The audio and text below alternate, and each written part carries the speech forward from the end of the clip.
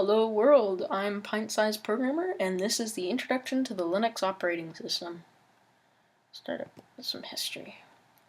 The beginnings of the Linux kernel began with Finnish-American Linus Torvalds in 1991 when he decided, as a project, to attempt to create a free open-source operating system. And the result was the Linux kernel, or the early beginnings of the Linux kernel. And he posted it on message boards of the time, and people really liked it. And so it expanded, and Torvalds kept going with it until now we have the Linux Foundation. But most of the kernel is programmed in C or C++. And the first Linux kernel had few files. It was really just the basics to drive the hardware that Torvald had. And it wasn't very complex as we know the kernel now to be today. So the modern day kernel. The modern day kernel is extensively used in many operating systems that I know you guys will know today. They include Mac OS X, which was, it's based off a lot of Debian, which is a Linux distribution, and it's not exactly like Debian, but it's highly modified, but its roots are still there. Android is another operating system created by Google for its mobile devices, and it's also got a base of Linux. The other thing about Linux is it has a gigantic developer network, so bug fixes and releases get pushed out really quickly compared to things like OS X, which I think this year, a couple months ago, released Mavericks. I still haven't upgraded. And so yeah, it's a lot faster than normal operating systems.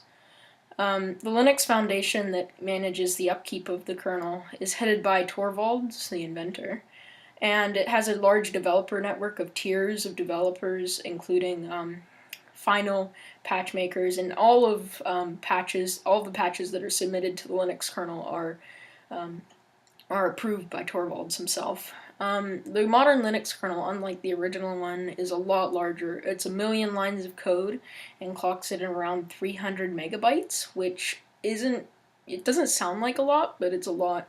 If you think about it, War and Peace is significantly less than 1 million lines of code, or 1 million lines of text. So, one crucial part to Linux is its directory structure. So it starts out here with your main root directory with this backslash, and that's what that represents. And it has these directories here. There can be more than this, but this is simple. So you have bin, which stands for binaries, dev, which is developer, etc, etc, home, sbin, super user binaries, and then usr, which is user. So binaries contains all of the compiled binaries that are used by things like the shell, and they're essentially the programs that are used. Dev is where all the disks are mounted, like your hard drive or your CD drive. etc is where a lot of configuration net files for network, as well as the sudo, if you have the sudo binary, that's in here to change sudoers or the password. Encryption is also found in etc. The home directory is a lot of what the user sees. This is includes, it would be the equivalent of Mac OS X's of users directory. So you have the users, and then there's Tom here, whatever your name is, and all their documents, downloads, pictures, blah blah blah, what document, and that's the users directories. Then we also have the super user binaries. So these are binaries that are not available to the traditional user. These are binaries that are only available to root, and those are those binaries.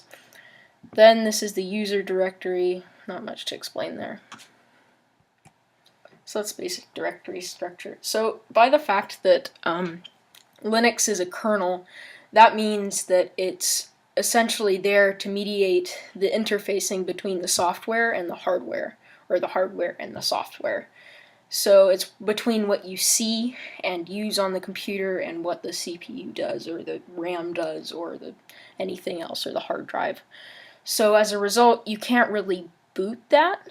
I don't know, when I was little, I always thought that the Linux kernel was an operating system like Mac OS X, but it's not, because Linux, the actual kernel doesn't include tools that you need, like the binaries, and it doesn't include GUI, so that's why we have distributions. And distributions are usually managed, in fact, they are managed by parties that are not with the Linux Foundation, but they are creating software for the Linux kernel.